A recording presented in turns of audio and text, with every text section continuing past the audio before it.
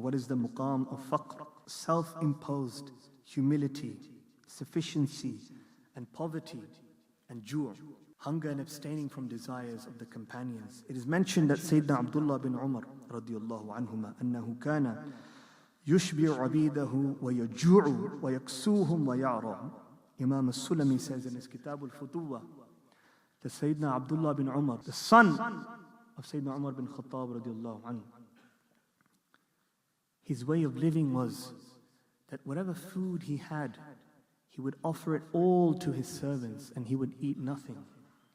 And whatever little clothing or cloth he had, he would clothe his servants and he kept very little for himself.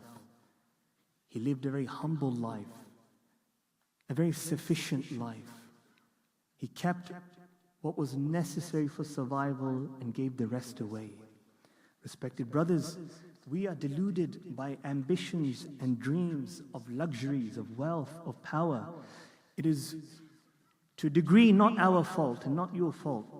When you look at social media, you see people speaking about great matrices or great ambitions of power, luxury, wealth, influence, living a dream life, a fantasy life, with Bugattis, with Ferraris, with Porsches, with huge mansions, with power, with influence. You are exposed to these things, and slowly this exposure turns into a desire within your hearts and within your nufus, within your egos. What we must do is cut off the source of this influence and make these great companions and pious people of the past our source of inspiration. Now look at the maqam of faqr and ju', the generosity, the sacrifice, the sufficiency, the humility of the companions. It is mentioned by Imam al-Bayhaqi in Shu'ab al-Iman that once one of the companions was gifted a sheep's head. It was known as a special dish and a delight in that time.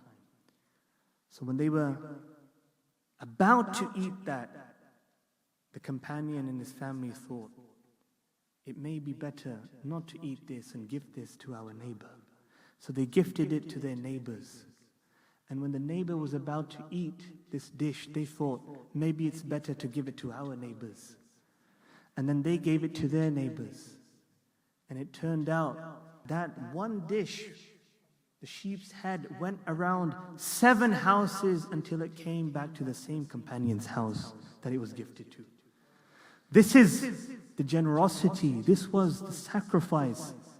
This was the self-imposed level of hunger, poverty that the companions practiced. We, respected brothers, unfortunately are those who run towards delights for food. When we are in buffets, we crash into each other, we break lines. When we are sitting with friends, we attack food and we eat before others.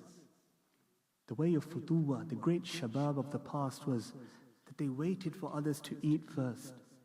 They waited for others to start before them. They allowed others to eat, to be satiated, and then they began.